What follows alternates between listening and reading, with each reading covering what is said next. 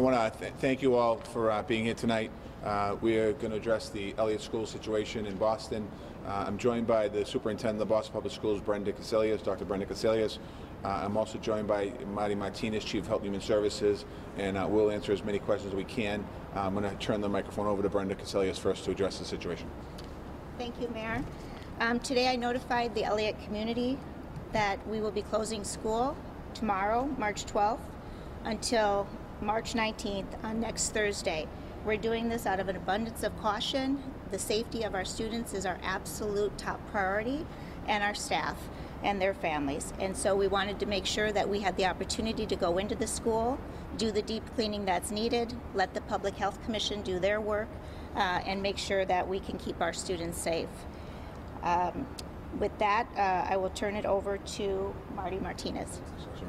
And I just want to say that, as I've been saying all week, out of an abundance of caution, we're going to take extreme measures to make sure that we keep Boston residents healthy and safe. And in this particular case, we want to make sure that our students in the Eliot School are safe and we get a chance to clean the school. This is the first situation that we've experienced in the school. This is, as you know, we have 19 positives in Boston. People have tested positive for the coronavirus, and you know, it's a very serious situation here. As far as schools and beyond schools, we've been having meetings over the last, quite honestly, last several months, talking about different situations and scenarios. We're not ready yet to talk about canceling the district-wide, but we are putting plans in place right now that in the event that we have to cancel or postpone school, we will have all the proper procedures in place. Any questions? Can you just say exactly, was it a staff member or a teacher who tested positive? It was somebody who came into the school. So like a visitor? Just somebody coming into school. We can't get into detail there. Are they connected to Biogen? Can't get into situations there. Was it just today, Mr. Mayor, or was it yesterday? When did this exposure take place? Good. The exposure took place this past week, and we found out about it today. I found out from my principal at 12:45 today.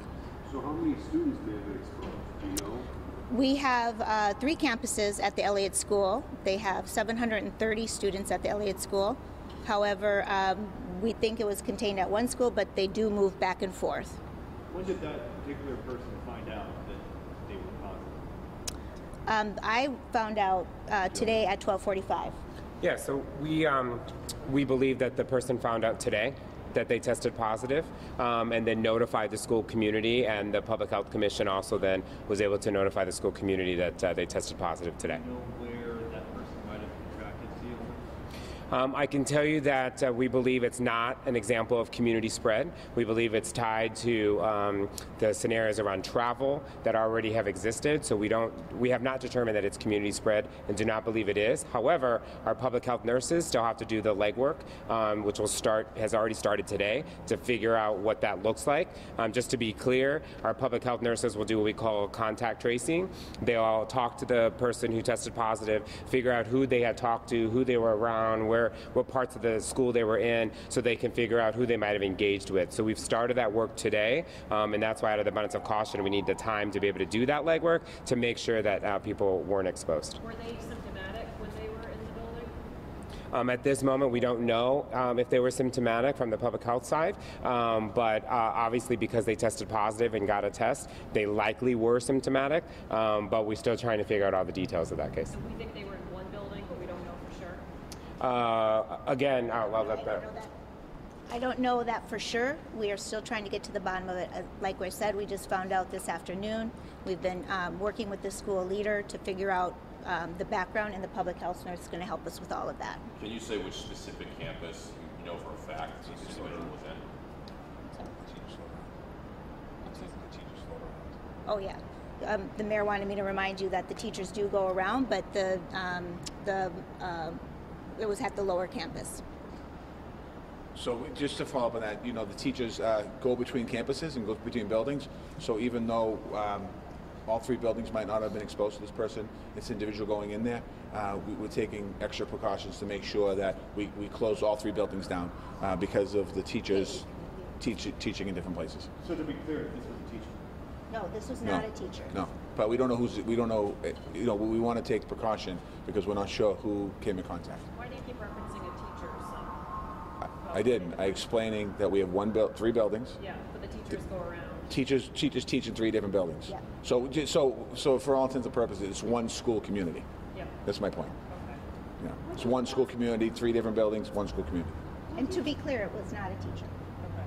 What do you want to communicate to parents who are just maybe watching and are really concerned and think that, closing it just for a few days is not enough? What do you want them to Well, I think first and foremost, we send letters out to the entire school community, and we explained in that letter to parents we have the letter here. Let me just get the correct. We're asking for all Eliot parents, practice social distancing, avoid public spaces, and we're going to have the school closed until March 19th. So we just want to make sure people are careful. right, just to ease their concerns? Is there a message you want to get across to parents? Yeah, well, we're taking this to the Eliot community and to the entire Boston Public School community. Before I get there, I just want to be very clear. We do not have any concern in any of our schools at this moment. So we want people to know that this is right now we're talking about the Eliot School.